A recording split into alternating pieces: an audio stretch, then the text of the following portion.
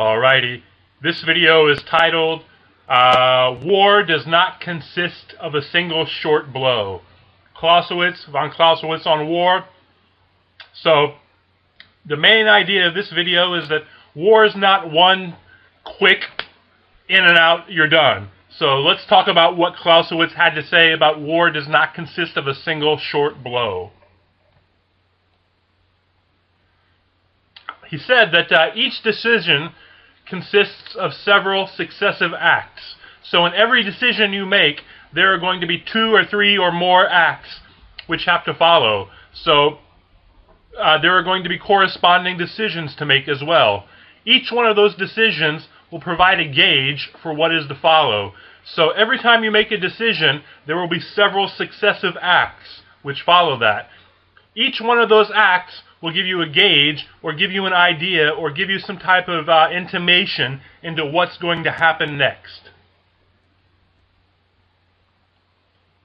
He also said that the nature of war impedes simultaneous concentration of forces.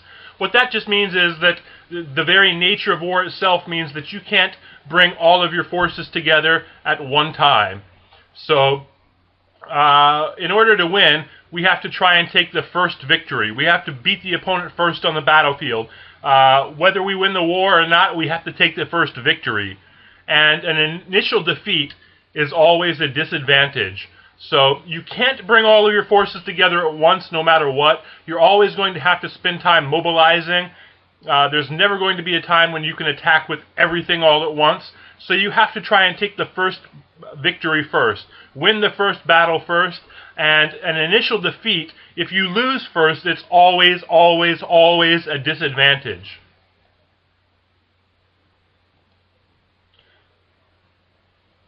He also talks about how resources can't be deployed simultaneously. And there's several different types of resources that Clausewitz is talking about here. He's talking about the fighting forces, the Army, the Navy, the Marines, the Air Force, whatever. The country, that's the will of the country, the will of the people, the production of the country. When there's war, production has to dramatically change, and your allies. So it's almost impossible to mobilize your fighting forces, your country, and your allies simultaneously. It's a series of progressive steps that you must take. So again, knowing that you have these different steps you're going to have to take, mobilizing your fighting forces, deploying the country, deploying your allies, once you decide to fight, you need to make every effort possible to attain a swift and decisive victory first. And finally, Clausewitz tells us that in war, the result is never final. So, you may beat them, you may win the war, but that result is never the ultimate end. It's never, that's never all she wrote. So the people you defeat often consider defeat just a temporary setback. And also, political remedies might be found later. So there might be some type of political discourse between the governments, the politicians, the people, whatever, and some type of political situation, political remedy might be reached later. And the first one is the big point. The people that you defeat often consider defeat as only a temporary setback. So, that's the basis of this idea that war doesn't consist of a series of,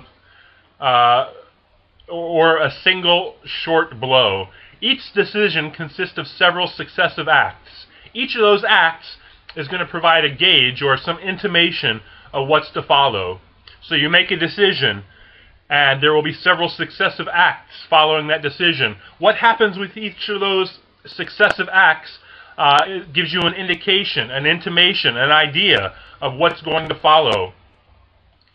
The nature of war impedes the simultaneous concentration of forces. You need to try and take the first victory. An initial defeat is always, always, always a disadvantage. And you can't deploy your resources simultaneously.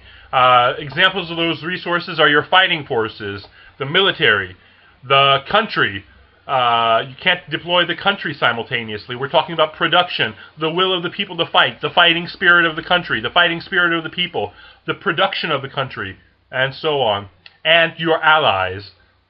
So none of these, you can't mobilize or deploy all of these simultaneously, and knowing that, you need to realize that that there is a succession of actions that follows your decision to go to war, and you need to try and take that initial victory as much as possible, knowing that you're going to have to spend time mobilizing or deploying these three different types of resources: the fighting forces, the country, and your allies.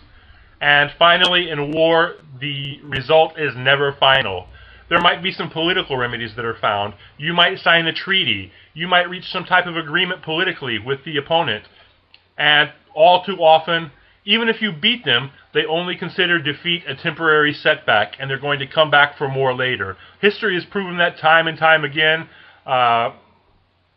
So keep that in mind. In war, the result is never, ever, ever final. There's never anything as a pure, forever, eternal, lasting victory.